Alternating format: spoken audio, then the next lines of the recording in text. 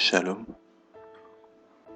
Aujourd'hui, les textes qui nous sont donnés de méditer sont des textes qui parlent, pour la première lecture en tout cas, qui parlent de la vie nouvelle que nous devons avoir. J'aime bien ce petit clin d'œil que le Seigneur me fait à chaque fois que je dois faire cette exhortation-là, chaque mercredi en 15. Il me fait la grâce de pouvoir parler de choses qui sont vraiment à l'ordre du jour. Vraiment. Et aujourd'hui, Saint Paul nous parle avoir lorsque nous avons pris la décision de suivre le Christ. Je disais tout à l'heure que ça tombe à point nommé parce que de plus en plus de jeunes sont séduits par la vie avec le Christ, peut-être par effet de mode, peut-être parce qu'ils sont fatigués de trop tourner. Mais une fois qu'on est dedans, il faut profiter. Et beaucoup d'entre nous, avec les épreuves, avec certaines choses, avons tendance à vouloir retourner vers notre Égypte, retourner vers ces choses-là que nous avons laissées. Et Saint Paul nous dit aujourd'hui que nous devons plutôt rechercher les réalités d'en haut, rechercher ce qui est du ciel, et par conséquent, nous dépouiller de ce qui est de la terre, nous dépouiller de tout ce que nous avons comme comportement qui n'honore pas Dieu, qui ne plaît pas à Dieu. Et si Saint Paul le dit, parce que c'est vraiment important. Parce qu'il parle aux Colossiens, c'est les gens qui ont accepté le Christ. Il n'est pas en train de parler à des gens qui ne connaissent pas Jésus. Il parle à des gens qui l'ont accepté.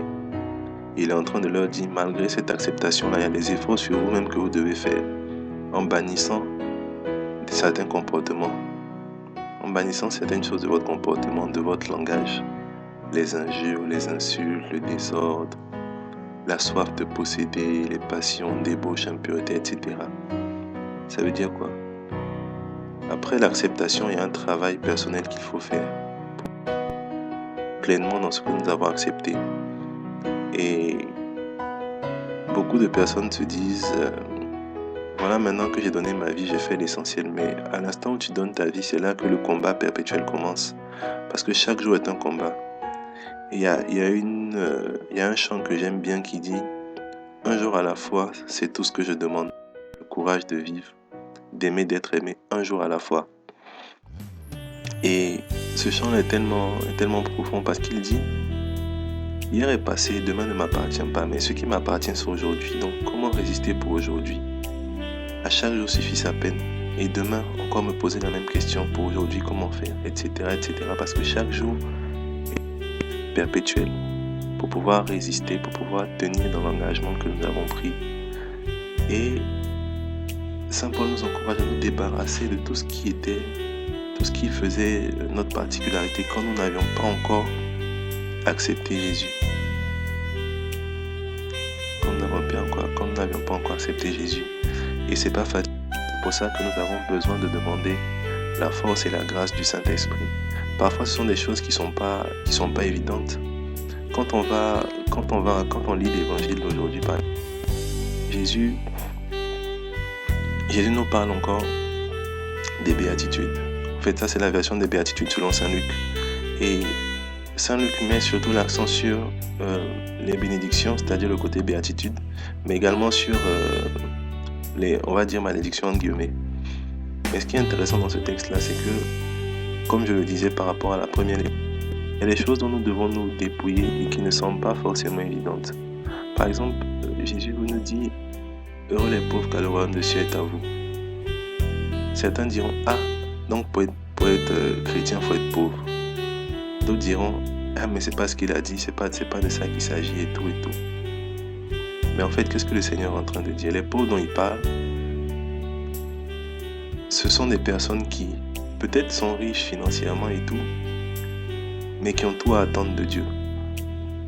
Et les riches dont il parle sont ces personnes-là qui ont atteint un certain stade, pas forcément financier, mais qui se disent qu'elles n'ont plus rien à attendre de Dieu. C'est pour ça qu'il dit que ces personnes ont déjà leur récompense, parce qu'elles estiment que ce qu'elles veulent, elles l'ont déjà.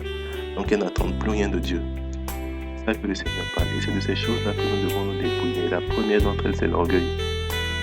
avoir l'humilité de reconnaître que quel que soit mes millions, mes milliards, sans Dieu je ne suis rien et j'ai tout à attendre de lui.